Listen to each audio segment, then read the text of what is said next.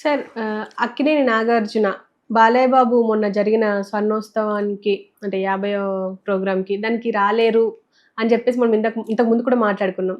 అది దానికి బాలయ్య బాబు మాట్లాడిన మాటల వల్లే ఈ అక్కినేని ఫ్యామిలీకి, నందమూరి ఫ్యామిలీకి దూరం ఉంది అని చెప్పేసి అంటున్నారు. అసలేం జరిగుండొచ్చు? అన్నాడు కదా కొంతకాలం క్రితం అక్కినేనా తొక్కనేనా అన్నాడు కదా ఆ! బాలకృష్ణ. ఆ! అతని పేరు బాలకృష్ణ ముందు 2 పేర్లు పెట్టాలి.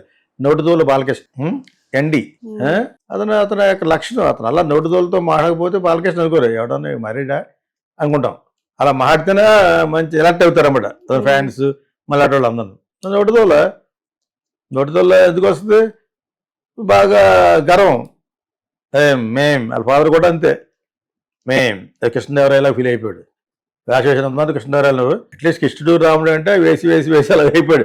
మిగతా అప్పుడు మీరు తెల్లవారు గంటలు 3 గంటలు రండి అని వాడు పొలిటీషియన్ అందరికి 3 గంటలకు వెళ్ళాలంటే 1 గంటలు వెళ్ళాలంటే అటు మందు కొట్టేది 11:30 వరకును. ఆయన మటుకు 3 గంటలు అంటే రెడీ అయిపోయి ఒక ఫుల్ చికెన్ తింటాడు. మామూలు కాదు, ఒక ఫుల్ కోడి తినేసి ధనియాలు జీలకర్ర వాటర్ తాగి అంటాడు అనమాట. చెప్తా ఆయన వేరే డిసిప్లిన్. మనోడు వచ్చి ఆయనలాగా ఫీల్ అయిపోతుంటాడు. దుర్యోధన డైలాగులు ఆ డైలాగులు వేసుకుంటూ ఏదో ఉంటుంది. రామారావు గారు ఆయన చాలా బాగా చేస్తాడు. అది మొన్న ఎవడో పెట్టాడు బాలకృష్ణ చేసినాడు. నీ కులం ఎట్టిది, అది ఎట్టిది, ఇది ఎట్టిది ఏదో ఉంటుంది కదా. నాకు చిరాకు కుదరాలి పౌరాణిక చిరాకు నాకు. ఏదో ఒక లెవెల్ చూస్తాం కానీ చిన్నప్పుడు చూసేవాళ్ళం, తర్వాత ఇష్టం ఉండదు నాకు. So what ever it is మనోడు దోడుదోల అక్కినేనా తొక్కనేనా అన్నాడనమాట. దాని గురించి కాదు.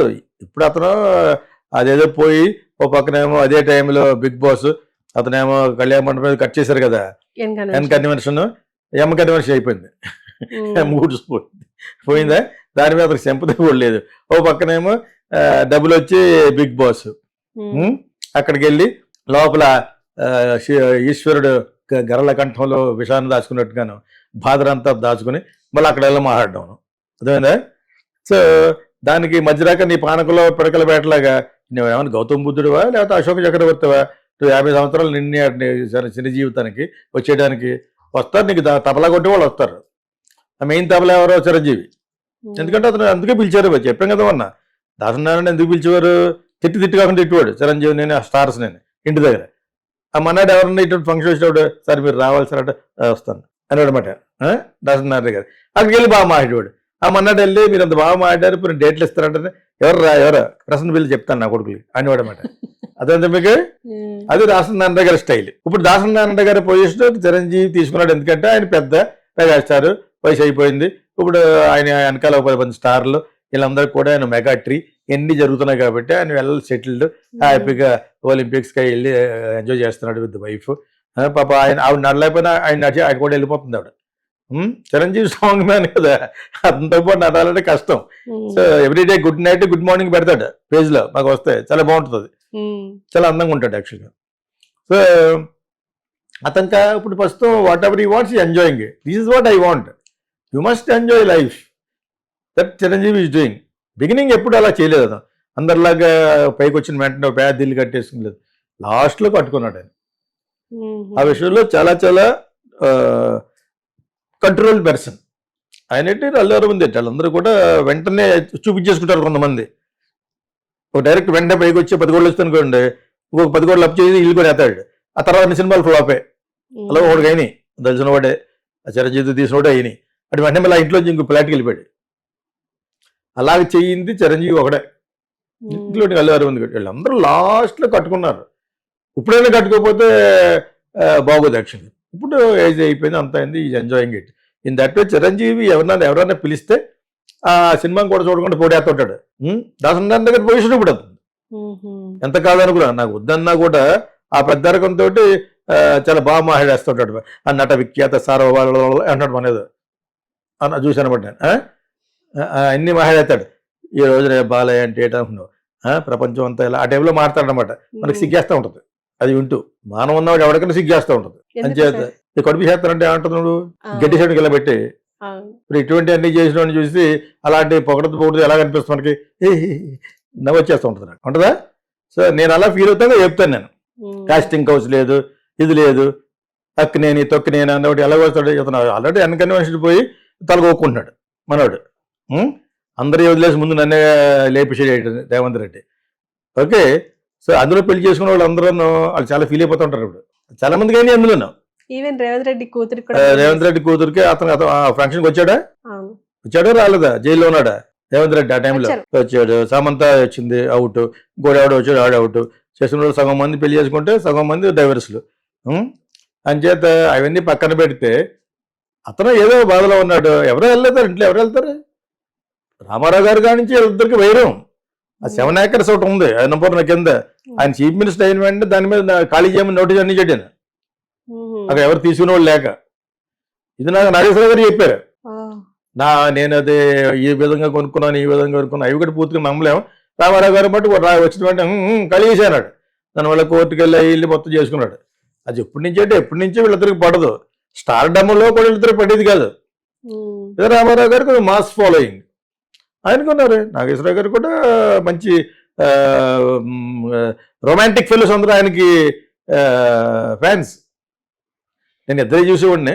బట్ మెయిన్లీ నాగేశ్వరరావు గారు ఏంటి రొమాంటిక్ ఉంటే చూసేవాళ్ళం. రామారావు గారు ఫ్యాన్. రామారావు గారు ఫ్యాన్ కన్వర్ట్ అవడం రామారావు గారికి నాగేశ్వరరావు గారు, తర్వాత కృష్ణదాస్ శోభన్ బాబు. దాని తర్వాత చదువుకుంటాకు వచ్చి దాని తర్వాత ఫీల్డ్లోకి వచ్చింది తప్పితే వీళ్ళు నలుగురిని మిస్ అవ్వలేము. ఎందుకంటే ముందు ఇంకొక అందగాడు ఉండేవాడు, హరినాథ్ రాజు గారు. హరినాథ్ ప్రభాస్ లాగా అందగాడు. అతను అలవాట్లకి ఎక్కువైపోయి దెబ్బ అయిపోయాడు. వ్యవహారమే మందు అయ్యి అందరు సప్లై చేసేసి చాలా very handsome fellow Harinath. So ఆ విధంగా హరినాథ్ని రీప్లేస్ చేశారు రామారావు గారు, నాగేశ్వరరావును.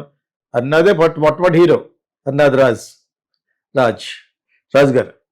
సో ఇప్పుడు ఇతనికి నాగార్జున ఏ మొహం పెట్టుకెళ్తాడు అక్కడికి?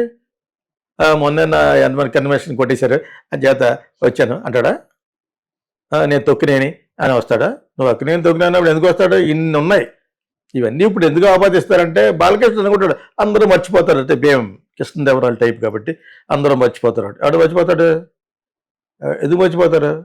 ఇప్పుడు అసలు ఆ విషయమే లేదు. ఇప్పుడు ఎక్కడికో వెళ్ళిపోయింది ప్రపంచం. నువ్వు ఇంకా ఓల్డ్ స్టేట్ దుర్యోధనలాగా నీ కులబెట్టిది ఆ కులబెట్టిది ఆ టైపులే లేవు కదా. ఎప్పుడో నీ ఊహాజనితమైన జీవితం అది.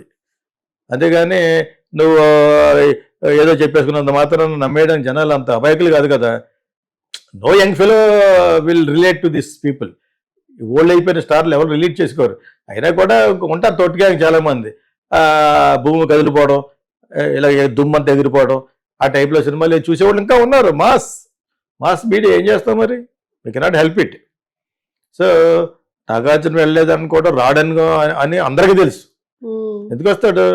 రాడు, డెఫినెట్గా రాడు. వాళ్ళ ఫాదర్ దగ్గర నుంచి ఉన్న వైరం ఊరిని అలా బతికేస్తూ ఉంటారు. డిప్లొమాసీ ఇక్కడ సినిమా ఫీల్డ్ అని ఎవరన్నా కనబడుతూ ఉంటారు. పవన్ బాబు చిరంజీవి కౌలించి ఉంటారు.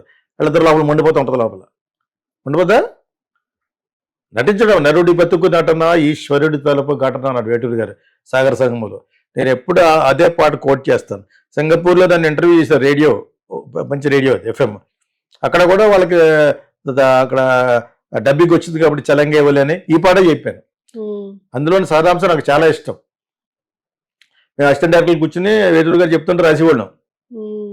ఆ పాటకి మాకు ఉన్న అవినాభావ సంబంధంలో ఉన్న ఆ అర్థం చాలా గొప్పది. అది నరుడు బ్రతుకు నటన ఈశ్వరుడు తలుపు ఘటన ఆ రెంటి నట్ట నడుమ నీకెందుకు ఇంత తపనలాగా వీళ్ళందరూ నటులు.